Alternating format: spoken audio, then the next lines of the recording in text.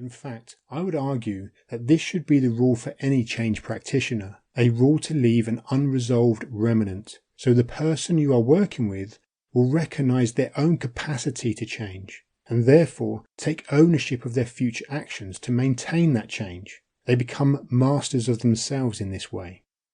Leaving a remnant of their unhelpful or unwanted behaviour also avoids the client holding a fix or fail mentality, whereby they expect you to fix them whilst they remain a passive participant in behaviour change. With this in mind, the skills you will gain from this book is not intended to be used as a trick or to trick someone, but to help activate the client's own motivation and activate their resources to make positive changes. The difference between trickery and elicitation of self-mastery falls down to respect. When you don't respect someone's right to make autonomous decisions, you can become a controller. Therefore, treat the knowledge and skills gained for the greater good of other people, to help others access the resources they need to make positive changes to the way they view themselves or the world. Every technique should always have the other person's highest welfare at the front of your mind. Work your expert use of language with someone, rather than on someone. Language and the brain.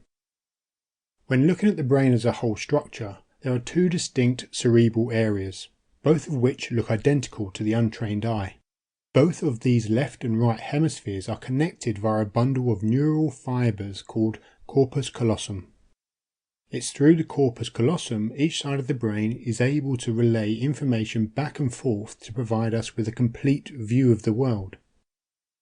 The right hemisphere controls the left side of the body and is very much about recognition of patterns, structures. It can creatively induct to help us make sense of the information coming into our senses. The right hemisphere is holistic in nature. It's the part of the brain which can fill in the information gaps based on instant comparison.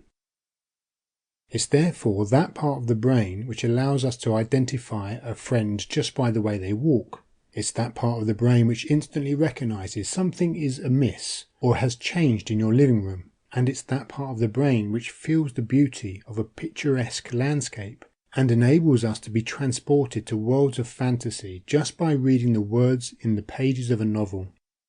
The right hemisphere is free from restrictions of time, as it can instantaneously gain meaning from information it receives, and therefore it's subjective and processes largely at the subconscious level.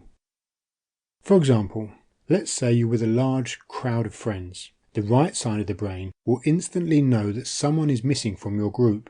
It's that part of the brain that intuitively knows that something has changed.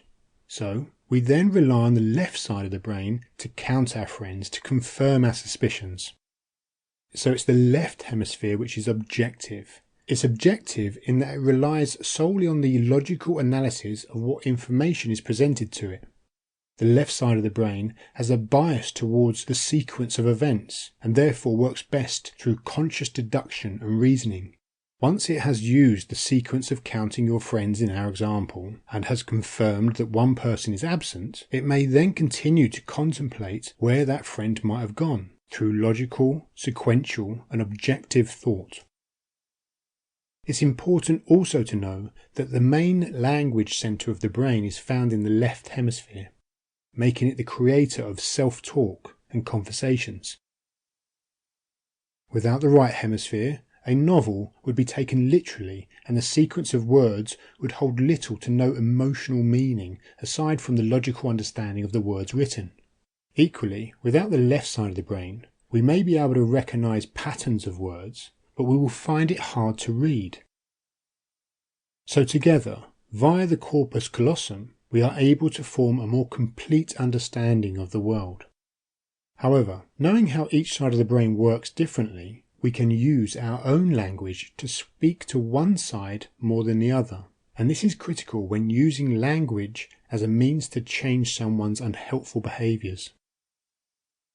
Understanding that each side of the brain has its own way of processing information can be thought of as its own language of communication if you like.